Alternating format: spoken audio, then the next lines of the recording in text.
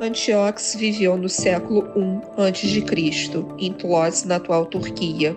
Galeno de Pérgamo, um médico romano de origem grega, citou Antíoco em algumas das suas obras, relatando que esta mulher conquistou notoriedade e respeito no exercício da medicina. Seu pai também era médico e iniciou a filha na medicina devido ao costume da época de transmitir e manter os conhecimentos no seio da família. Galeno reproduziu a receita de um remédio criado por ela para curar doenças do baço. E o médico Asclepíades de Bitínia utilizou o remédio criado por ela em seus pacientes. Ela é considerada a médica mais antiga sobre a qual possuímos informações históricas. Heráclito de Tarento consagrou-lhe alguns dos trabalhos de história natural e de farmacologia. Galeno chamava-lhe de inventora do tratamento das dores do baço, da hidropsia, da nevralgia ciática e da gota.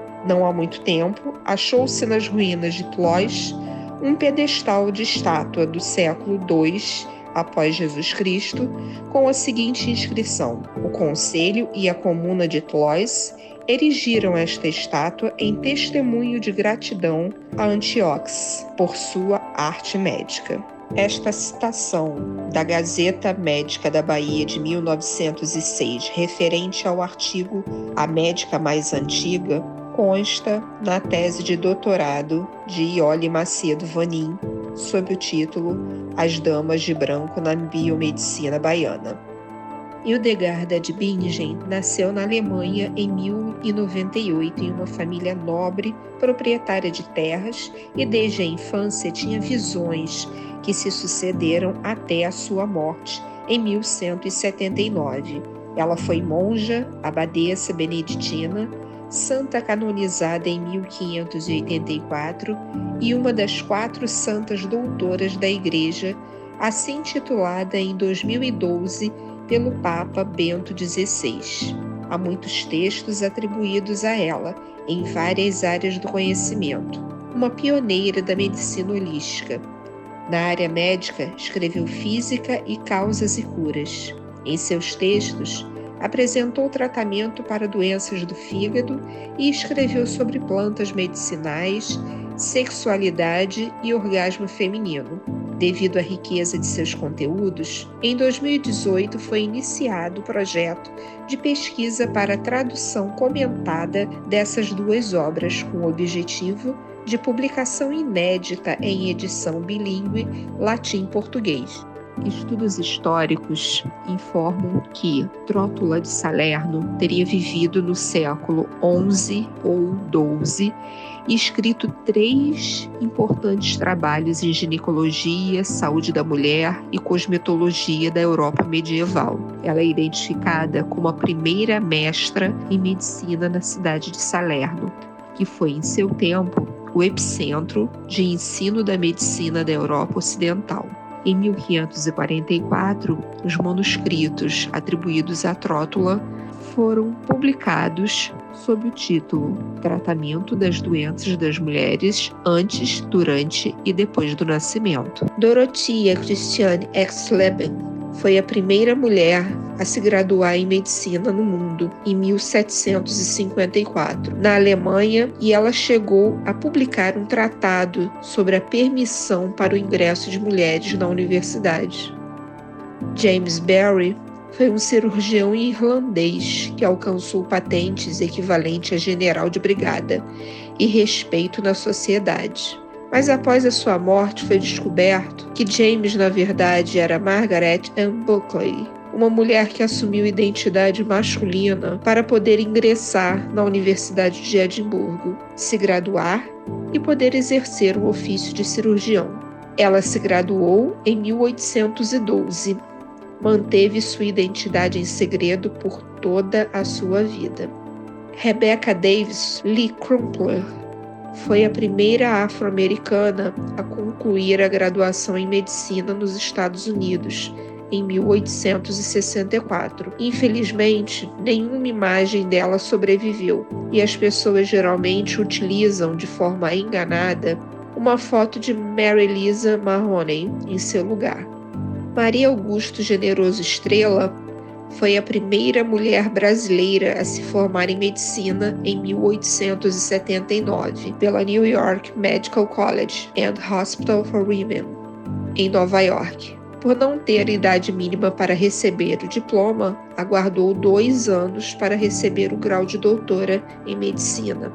A doutora Gertrude Teresa Corey foi a primeira mulher no mundo a receber o Nobel de Medicina, e ela recebeu o prêmio no ano de 1947 devido às pesquisas e descobertas sobre diabetes. Já no Brasil, a primeira médica formada no país foi Rita Lobato Velho Lopes. Ela estudou na Faculdade de Medicina do Rio de Janeiro e também na Universidade da Bahia, e recebeu em 1887 seu título de médica. A doutora Francisca Prager Frois concluiu a graduação em medicina em 1893 na Faculdade de Medicina e Farmácia da Bahia. Atuou como médica em Salvador na área de ginecologia e obstetrícia, além de ter militado nos movimentos feministas da época, e foi a única mulher redatora da revista A Gazeta Médica da Bahia. A doutora Judite Adelaide Mauriti Santos nasceu em 1878 e com apenas 16 anos ingressou na Faculdade de Medicina. Em 1900 concluiu a graduação, sendo a primeira médica do Rio de Janeiro e a 6ª brasileira a se tornar médica.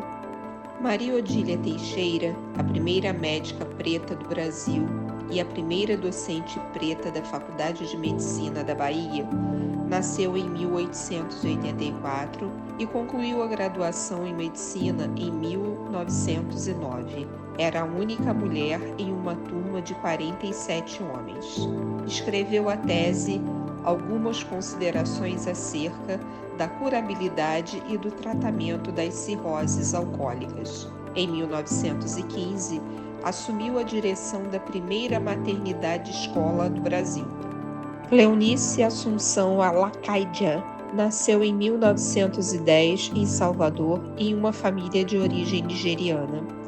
Ingressou na Faculdade de Medicina da Bahia em 1926. Concluiu a graduação em 1931, com outras 5 mulheres, todas elas brancas. Ela se especializou em otorrinolaringologia e oftalmologia.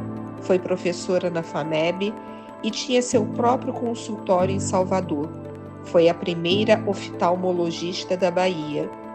Escreveu a tese Infecção Focal e Bócio. Em 1937, foi eleita em Assembleia Geral para integrar a diretoria da Sociedade de Oftalmologia e Otorrinolaringologia da Bahia como tesoureira.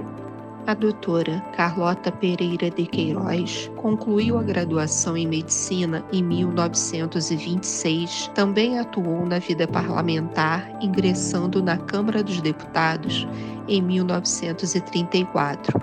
Como a primeira deputada federal. Carlota foi uma médica de destaque, sendo a primeira a integrar a Academia Nacional de Medicina em 1942 e presidente da Associação Brasileira de Mulheres Médicas na gestão 1961 a 1967. Em 1919, aconteceu o primeiro Congresso Internacional de Mulheres Médicas, que se dedicou a criar a Associação de Mulheres Médicas, que teve como primeira presidente Esther Lovejoy. Somente em 1960, a Associação Brasileira das Mulheres Médicas foi fundada no Rio de Janeiro. A doutora Esther Cerdeira Sabino concluiu a graduação em 1984 na USP. Ela ganhou notoriedade após coordenar a equipe para sequenciamento do novo coronavírus no início da pandemia, junto com a biomédica, a doutora Jaqueline Góes. Em 2009, os homens eram quase 60% dos médicos no Brasil. Mas essa realidade ela vem mudando. Um estudo da Associação Médica Brasileira e também da Faculdade de Medicina da USP aponta que as mulheres vão se tornar maioria nas especialidades médicas. A partir do ano que vem já o aumento do número de mulheres. Elas vão ultrapassar os homens e serão a maioria na profissão. Pela primeira vez na história, o Brasil tem mais médicas do que médicos, mas o salário delas é 36% menor do que o deles. Em todo esse contexto, qual será a realidade das mulheres médicas pardas, pretas e indígenas? O que iremos buscar aqui é entender a trajetória dessas mulheres e mapear então a produção bibliográfica delas, porque é registrando que valorizamos a história e promovemos, então, a visibilidade. Afinal, a ciência também é delas. Eu, desde criança, eu queria ser médica. Eu brincava com as minhas bonecas, eu furava, eu abria todas as minhas bonecas, morava no sítio, furava todas as goiabas, bananas, colocando remédio, e cirurgia, e fazia desde criança. Então, desde sempre eu tinha vontade de ser médica. Mas é questão prática, eu quero fazer uma coisa que eu goste, mas que seja mais geral, para que eu possa ir para o campo de trabalho onde eu for. Não é tão simples, eu não era uma jovem, apaixonada por medicina, também não tenho familiares que sejam médicos, mas eu sempre gostei muito de estudar, fiz curso técnico, em telecomunicações, nada a ver com o que eu faço hoje. Fui eliminando ali algumas coisas e também fiz um curso técnico de enfermagem paralelamente, assim. Eu acho que por ser um curso clássico, assim, eu acho que teve essa coisa, acho que da minha família também, por eu gostar de estudar, por gostar da área da saúde, de gostar da relação com pessoas, acabei caminhando para isso. Logo no início da faculdade, eu percebi que estava gostando muito, que eu estava indo muito bem, tirando boas notas, então eu vi que estava no caminho certo. Não nasci com a vocação da medicina. Tem gente que diz que sonha em ser médico desde criancinha. Eu, na verdade, nunca tive essa vontade. Minha mãe colocou essa pulga na minha orelha, porque eu gostava muito de estudar a mente humana e eu, na época, eu queria fazer psicologia. Ela me sugeriu pesquisar sobre a carreira de psiquiatra. E aí eu comecei a gostar de medicina, já gostava de biologia na escola. Eu comecei a me ver mais como psiquiatra do que como psicóloga, e aí a vontade foi crescendo a partir daí. E hoje eu tenho muito lado social da coisa, que eu preciso retribuir para a sociedade, preciso fazer devolver o conhecimento pro meu povo, para os meus parentes, pelas pessoas vulneráveis com quem eu convivo no dia a dia. Eu sinto cada vez mais que esse é o meu propósito, assim, né?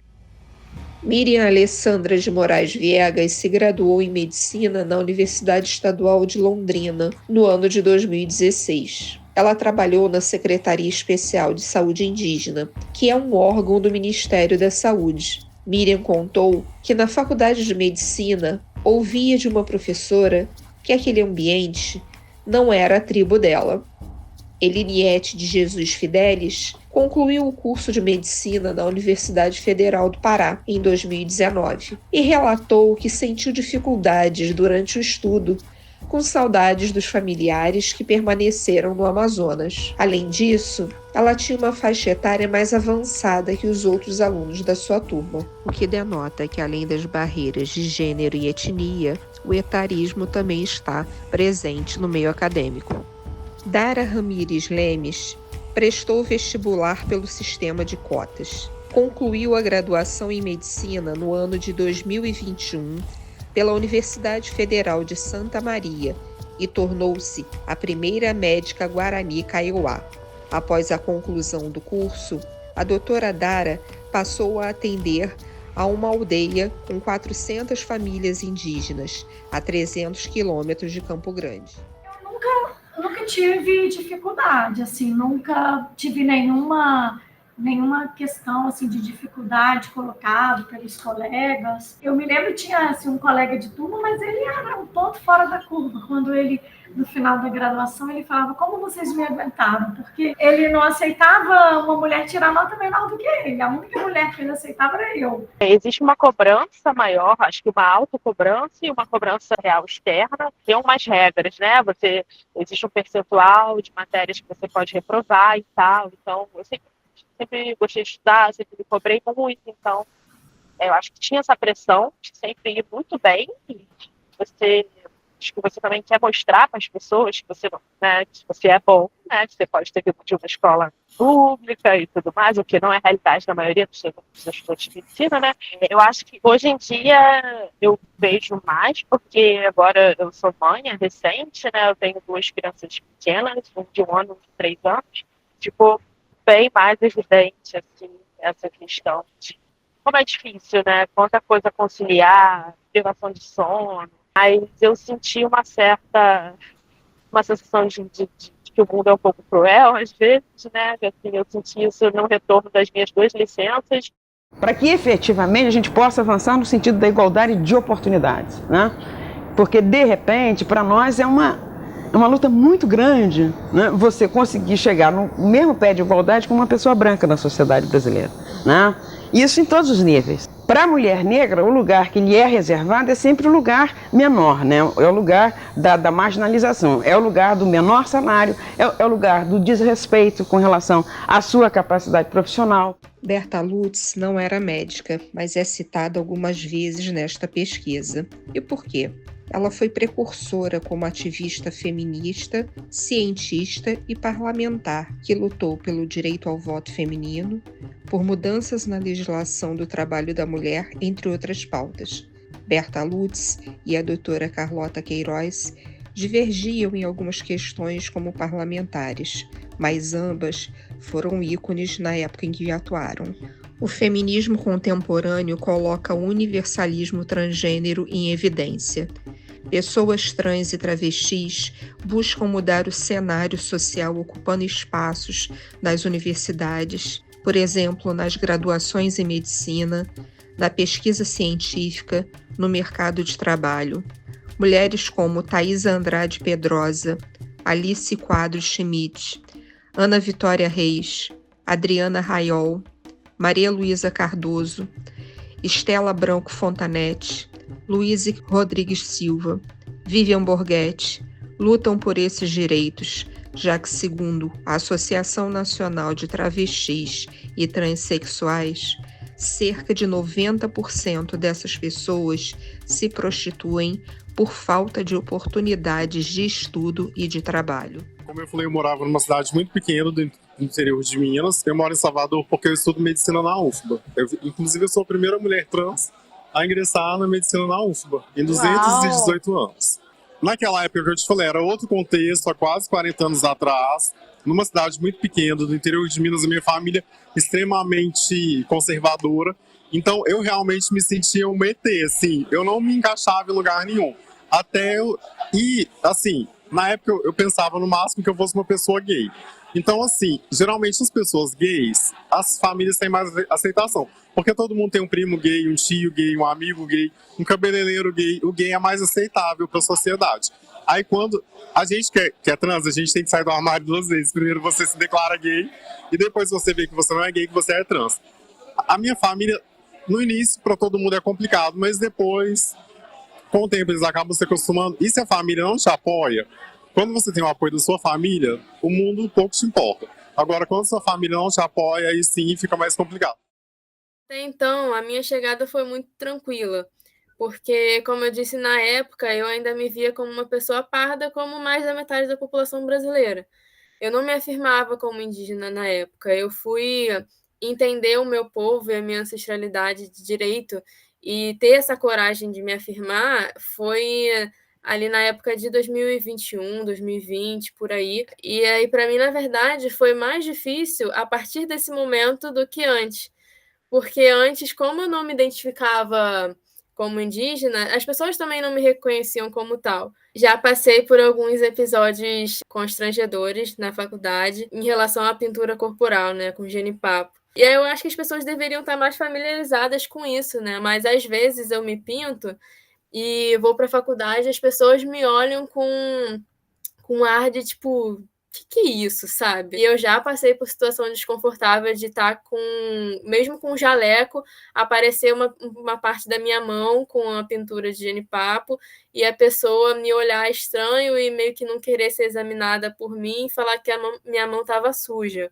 Na pesquisa quantitativa, em 14 universidades públicas, o percentual de médicas por raça ou etnia revelou o seguinte percentual: 77% de professoras médicas brancas, 6% de professoras médicas pretas ou pardas, 3% de professoras médicas amarelas, apenas 1% foi diretora ou vice-diretora de alguma faculdade de medicina e nenhuma médica indígena foi professora ou teve cargo em alto escalão em alguma faculdade de medicina brasileira.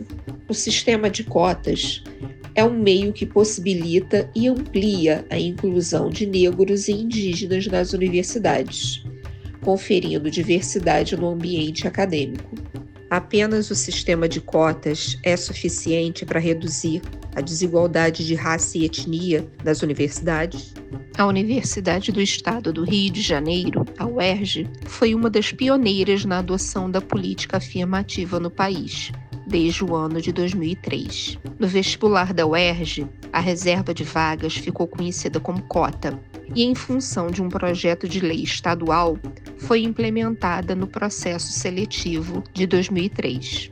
Esta decisão fez com que 45% do total de vagas da instituição fossem destinadas da seguinte forma: 20% para candidatos da rede pública, 20% para negros ou indígenas e 5% para candidatos com deficiência ou filhos de policiais, bombeiros ou inspetores de segurança em penitenciárias mortos ou incapacitados em função do exercício de suas atividades. Antes da UERJ, a Universidade Estadual do Mato Grosso do Sul lançou o edital com reserva de 10% de vagas para indígenas nos cursos de graduação e 20% para negros em todos os seus cursos, isso no ano de 2002. A Universidade Federal do Tocantins também foi uma precursora na adoção do sistema de cotas, pois foi a primeira instituição em âmbito federal a admitir alunos indígenas pelo sistema de cotas, com 5% de reserva a vigorar a partir do ano de 2005. Por meio de uma resolução do CONCEP, publicada em setembro de 2004.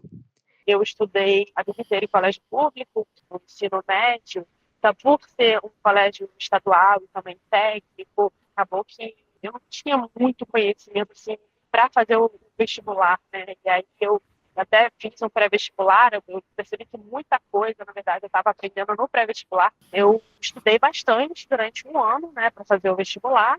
De primeira eu consegui com a ajuda do ProUni, claro, porque eu tive uma nota muito boa no Enem, né, na época. E aí, sim, me ajudou bastante, assim. Ser mulher negra significa necessidades muito diferenciadas em termos de políticas públicas, porque o racismo, potencializando o sexismo, gera fenômenos muito deletérios para as mulheres negras que se manifestam em diferentes dimensões da vida, seja no campo da saúde, seja no tema do mercado de trabalho, seja no tema da comunicação, no que diz respeito ao imaginário, não é?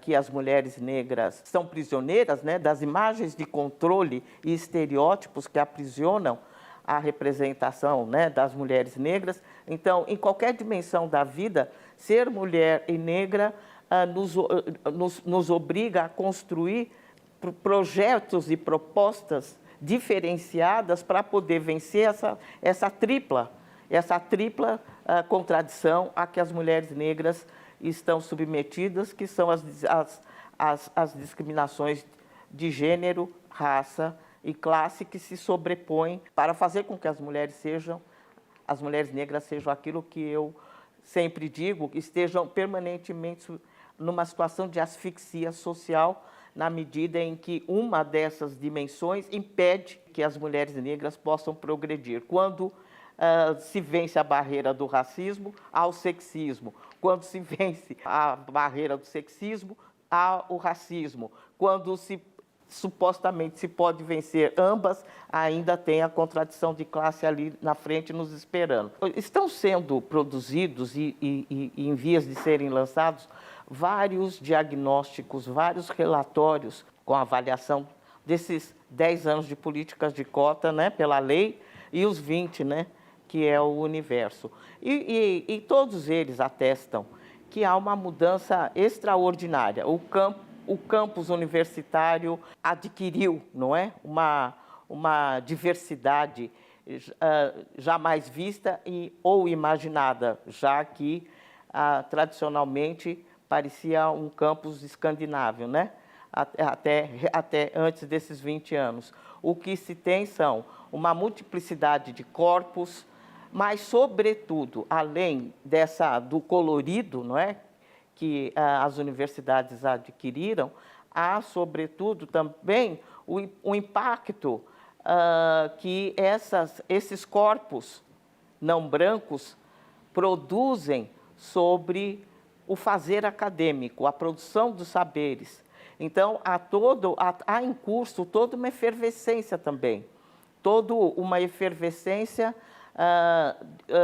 do quanto esses corpos carregam de novas perspectivas epistemológicas, novas perspectivas metodológicas, a pressão que esses corpos exercem pela incorporação, pela universidade, de novas categorias que sejam capazes de compreender a experiência particular que esses corpos carregam.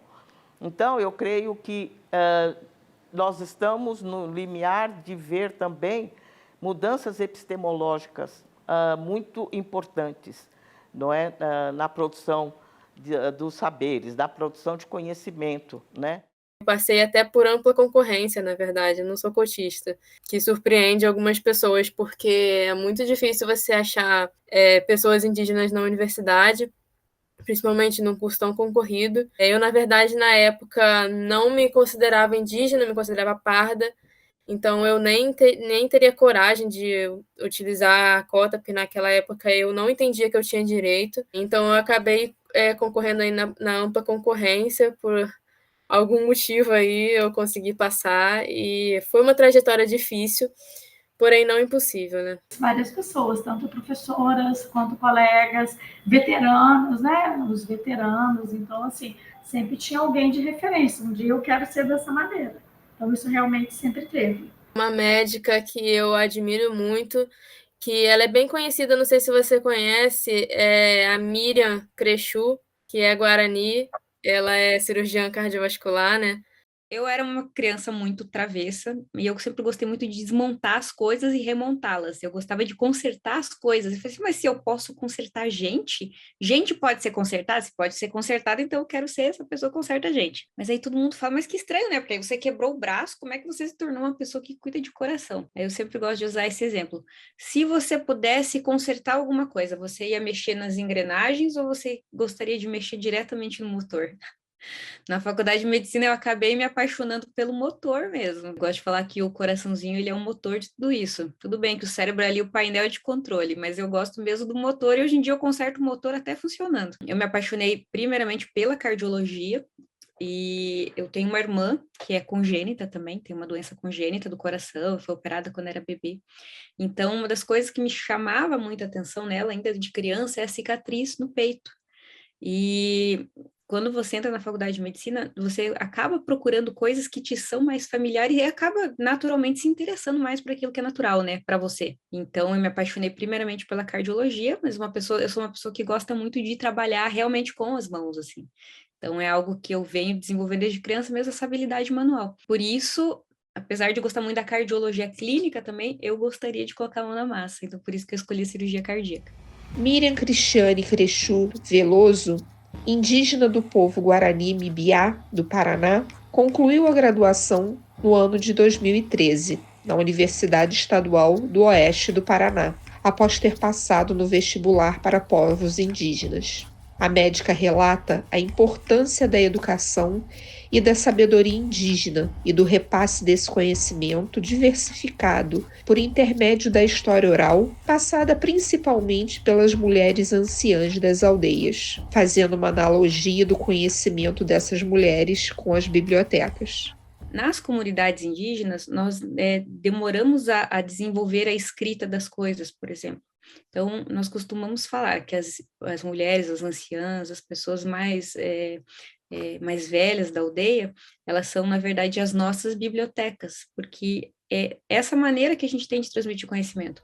Para ela, estudar era a parte fácil na universidade, mas passou por dificuldades por causa das diferenças culturais e financeiras. Expôs que um docente quis saber a motivação para ela optar por um curso de elite na graduação, e a resposta dela foi dizer que pertencia a uma família real indígena para driblar o preconceito no meio acadêmico com os povos indígenas que ingressavam nas universidades, além de citar também o preconceito de gênero. Dos nossos menores problemas é estudar dentro da universidade. Normalmente são pessoas que saem de suas comunidades ou do seio de suas famílias. Já é difícil para todo mundo, né?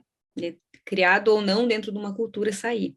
Mas a gente se depara com dificuldades financeiras, porque, sim, normalmente as pessoas indígenas ainda têm uma dificuldade de se manter financeiramente fora de suas comunidades, até mesmo dentro. Então, eu passei fome durante a universidade, porque ou pagava aluguel, ou comia, ou pagava material para estudar.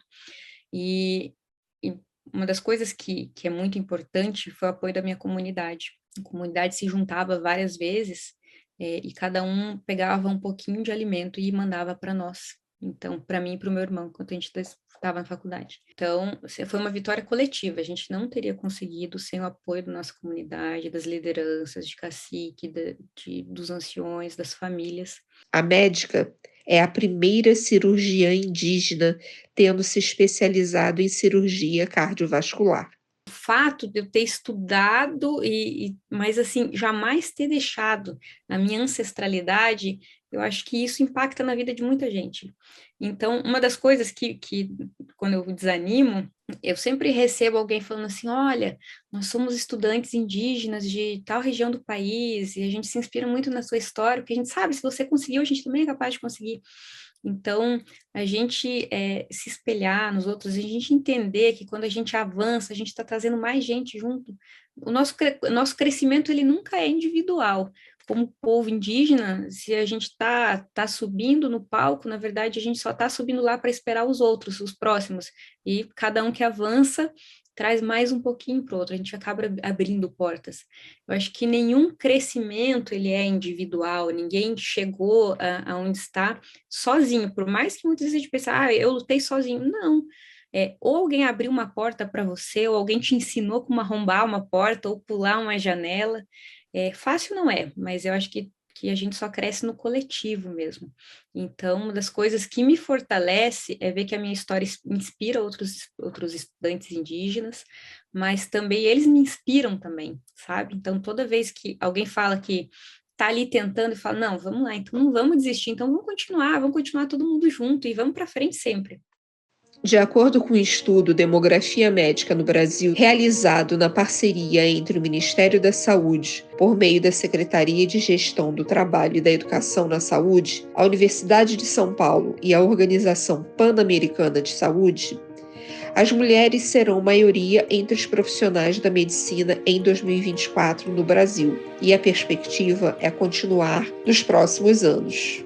É previsto que entre 2023 e 2035 ocorra um aumento de 118% de mulheres médicas, enquanto os homens médicos aumentem 62%. Eu fico muito feliz por isso, porque a medicina até algum tempo atrás era completamente dominada por homens. E eu fico muito feliz que isso significa que as mulheres estão tendo um poder de escolha muito maior, né? E uma aceitação também, de certa forma, porque ainda tem muita discriminação por especialidades, que de certas especialidades são mais para homem, outras são mais para mulher, mas é um quadro que vai mudando cada vez mais e que abre o leque, né, para nós mulheres. Dentro da minha especialidade, ainda é uma especialidade extremamente ocupada por homens hoje mais velhos. Então, veja, eu sou uma mulher indígena, uma mulher relativamente jovem, não há precedentes disso dentro da minha especialidade. Então, são vários enfrentamentos. Muitas vezes, pessoas que têm culturas, educações diferentes, elas ainda vão confiar muito mais na figura do médico homem mais velho, e, por que não, branco, né? É uma questão assim, a gente tem que não se impor, mas a gente tem que estabelecer uma conexão, uma relação com o paciente. Eu já me senti, sim, julgada por ser indígena, por ser mulher, mas quando você consegue estabelecer uma comunicação, uma conexão com o paciente, é uma forma de crescimento. E ter o paciente, quando ele vê que você é tão capaz quanto os outros, ele passa esse conhecimento adiante. Então, eu falo que eu acredito no trabalho de formiguinha, e se coração pode ser consertado, cabeça também pode. E é aos pouquinhos. Então, é uma cabeça de cada vez que a gente vai consertando, a gente vai ensinando e também a gente vai aprendendo. De uma forma geral, meus pacientes me respeitam muito nessa questão, mas, claro, já encontrei desafios que eu não teria encontrado se eu fosse de outra origem, se eu fosse homem, se eu fosse mais velha. São várias lutas e cada uma delas a gente vai, aos poucos, ganhando, né? Hoje, as mulheres negras são o grupo que experimentou maior grau de escolarização nos últimos anos. E isso é uma vitória, por exemplo, das políticas de cotas, é uma vitória do nível de conscientização que as mulheres negras estão adquirindo sobre o papel estratégico, por exemplo, que a educação, sobretudo, né, universitária, pode aportar, para potencializar não apenas a mobilidade social, mas também a capacidade de incidência de mulheres negras na sociedade e de aquisição de situações estratégicas, né, para o avanço individual e coletivo. Radicalizar essa democracia significa um novo pacto racial, um novo pacto de gênero que permita que todas, todos e todes tenham expressão real, tenham um lugar efetivo, tenham a sua cidadania e dignidade humana respeitadas nesse país. É essa contribuição que as mulheres negras trazem. Porque, para que nós possamos ser contempladas, há que radicalizar a democracia. E, para radicalizar a democracia, é preciso desalojar todas as hierarquias instituídas que oprimem, discriminam e impedem a realização da dignidade humana de todos. Moço, chegou a Vogue? Chegou já. Tem quantas? 4. Vou levar todas.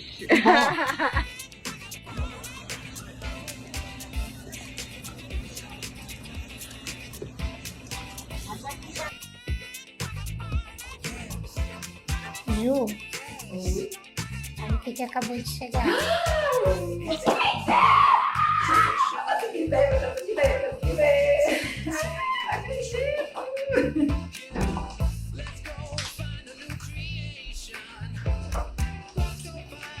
Ei, Rai. E aí, temos?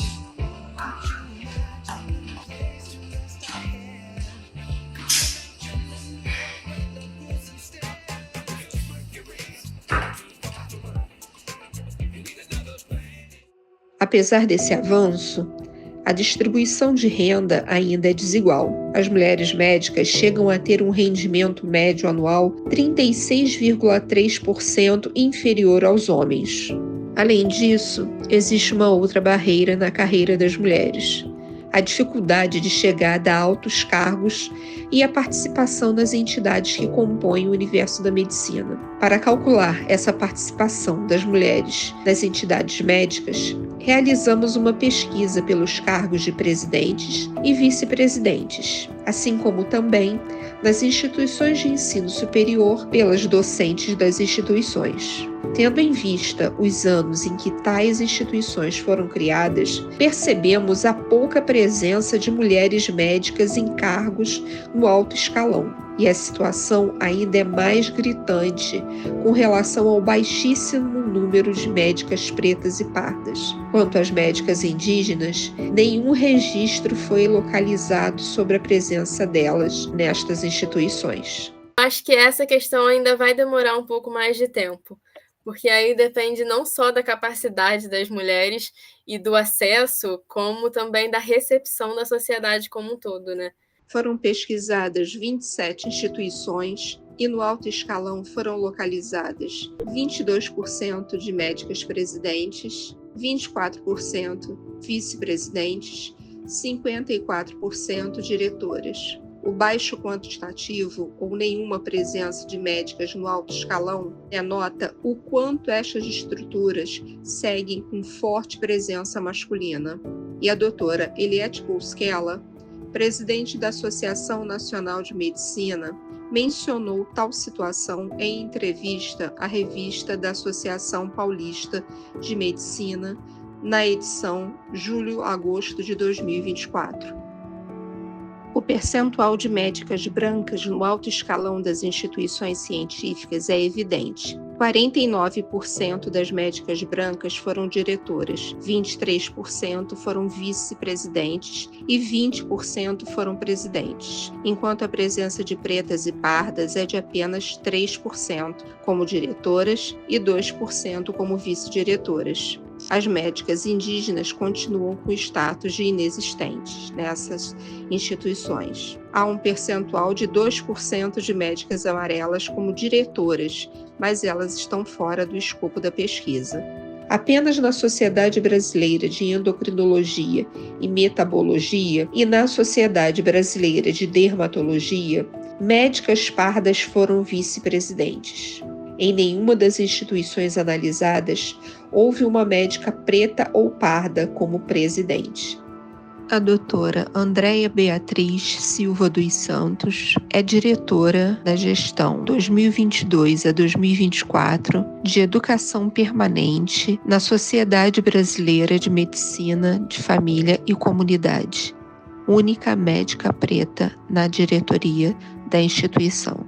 A Academia Nacional de Medicina faz parte da história do Brasil. É uma parte integrante da evolução da prática médica no nosso país. Foi fundada por Dom Pedro I em 30 de junho de 1829. E tem, durante todos esses anos, contribuído para o estudo, a discussão e o desenvolvimento da prática médica, da cirurgia, da saúde pública, das ciências afins. Em todos esses anos de existência da Academia Nacional de Medicina, nunca houve uma mulher presidente, até a chegada da doutora Eliette Bousquela, eleita para a gestão 2024-2025, ocupando a cadeira 94. A doutora Eliette Bousquela é muito atuante na sua produção bibliográfica, sendo que o seu currículo Lattes registra 252 artigos, 4 livros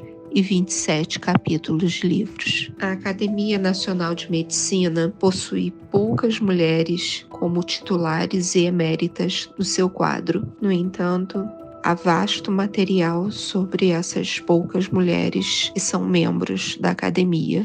Tem a questão muito de vaidade, né, de poder, né, eu quero, então assim, a gente vê mais homens se candidatando mesmo, mas eu falo assim, dentro, né, do meu ambiente, né, as tarefas que precisam mais de visibilidade são ocupadas por homens, mas as tarefas que precisam de trabalho são ocupadas pelas mulheres. Quem aparece são os homens, mas a questão do trabalho, dos bastidores, eu vejo assim, os meus colegas, a maioria é mulher. Já fiz diversos trabalhos assim de congressos e coisas de menor proporção, sabe? Mas nunca participei de nenhum estudo científico grande. Acabei não achando oportunidades de fazer algo na área que eu gostava na faculdade. Mas eu ainda vejo que a comunidade acadêmica é muito masculina ainda. E sempre os projetos científicos tem muitos professores homens encabeçando, tem poucas mulheres, assim, que a gente realmente fala, nossa, essa professora tem muitos projetos legais, muito reconhecidos, às vezes elas têm que batalhar muito mais para ter o mesmo reconhecimento ou o mesmo investimento que um médico homem. Eu acho que os dois, porque bateu justamente com meus 2 filhos. Então, o doutorado eu defendi, eu estava grávida da minha filha, que agora tem 3 anos e meio. Então, teve esse último período de produção, né? Teve a minha primeira gravidez, aí teve esse artigo referente ao doutorado, e depois eu acho que teve mais uma ou 2, assim, mas aí foi um período bem complicado, porque veio pandemia, veio meu segundo filho, né? 2 anos, ele está com 1 ano agora. Eu não abro mão, eu tenho, assim, como professora mesmo, né? Eu tenho 2 turnos de ambulatório que eu não abro mão deles. Eu estava na Bahia, num congresso de pesquisa semana passada, eu não abro mão. A questão é como cabe tudo isso. Então, eu não sei, eu quero dormir 8 horas, eu nunca vi isso, eu não sei. É um meio muito competitivo. E eu estou no meio de 2 coisas, é porque eu sou médica e eu sou pesquisadora. Então, todos os 2 ambientes são muito competitivos. Mas eu, assim, eu não entro nessa, assim. Às vezes as pessoas querem se comparar, ok, mas eu não... A minha concorrência sou eu mesma. Então, na verdade, o meu maior desafio é comigo mesmo. Eu acredito muito na evolução científica. Acho que há muito a ser estudado ainda, há muito a ser validado, mas a gente tem que investir em educação e pesquisa. E o relatório da agência Bore, publicado em 2024, apresenta dados sobre equidade de gênero, informando que 57% dos artigos publicados por mulheres entre 2018 e 2022 são na área de medicina. As mulheres seguem subrepresentadas nas ciências de maneira geral, e mais especificamente na medicina.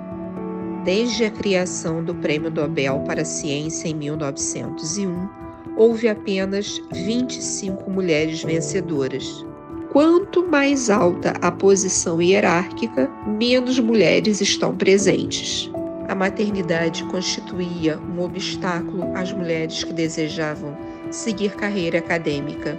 No entanto, o ano de 2024 é um marco nesse sentido, pois foi sancionada a Lei Mães Cientistas, fruto do projeto de lei da deputada federal Talíria Petroni. As mulheres seguem combatendo as desigualdades. No entanto, passam ainda por dificuldades, muitas barreiras para alcançar cargos mais elevados no meio científico.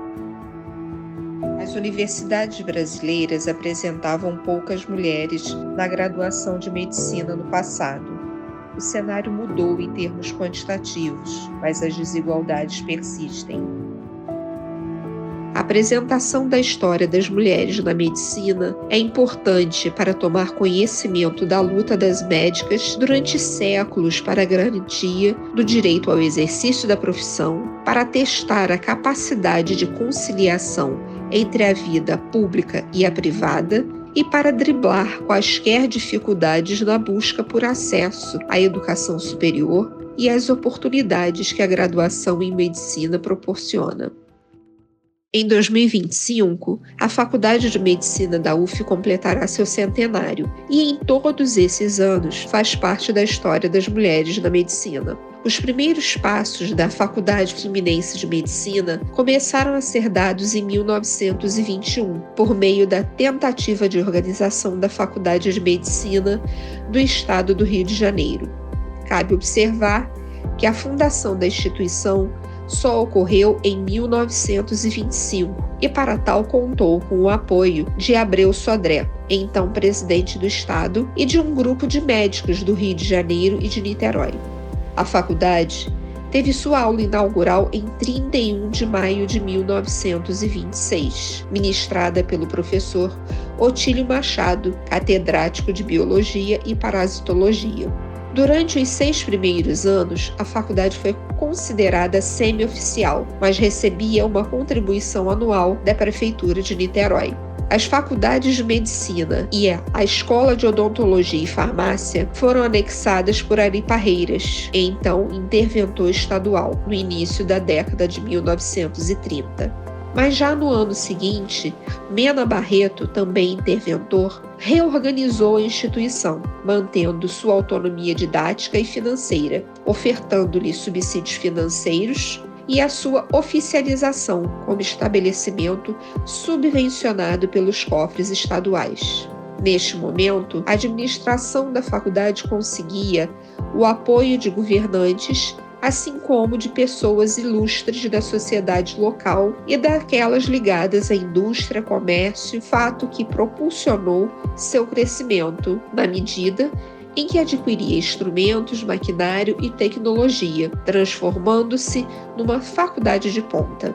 Segundo Sérgio Setúbal, nesse mesmo período, o Departamento Nacional de Ensino equiparou a faculdade aos outros cursos médicos do país e reconheceu a oficialidade dos diplomas concedidos à primeira turma. Cabe ressaltar que, a partir de 1938, a Faculdade Fluminense de Medicina já dispunha de técnicos qualificados, bons professores e uma quantidade considerável de estudantes que passavam por um rigoroso sistema avaliativo, que ocorria por meio de vestibular desde o início das suas atividades. Durante as décadas de 1940 e 1950, passou a estar submetida às inspeções federais, até a sua federalização em 1950. Funcionou por 10 anos como escola federal isolada, o que significou uma considerável melhoria nas condições de trabalho e na resolução dos problemas financeiros existentes até então. E já em 1950, apenas 25% dos estudantes da faculdade pertenciam ao estado do Rio de Janeiro, revelando o sucesso que fazia no país. Em 1960, a faculdade foi incorporada junto a outras faculdades da capital fluminense, dando origem à Universidade Federal do Estado do Rio de Janeiro, UFERJ. Em 1965, passa a se chamar Universidade Federal Fluminense, UF, e desde então, a Faculdade de Medicina da UF manteve o perfil como referência e o Hospital Antônio Pedro é um espaço relevante para o desenvolvimento das aulas práticas e desenvolvimento de pesquisas médicas. E nada como celebrar o centenário da instituição homenageando as mulheres que fazem parte dessa história.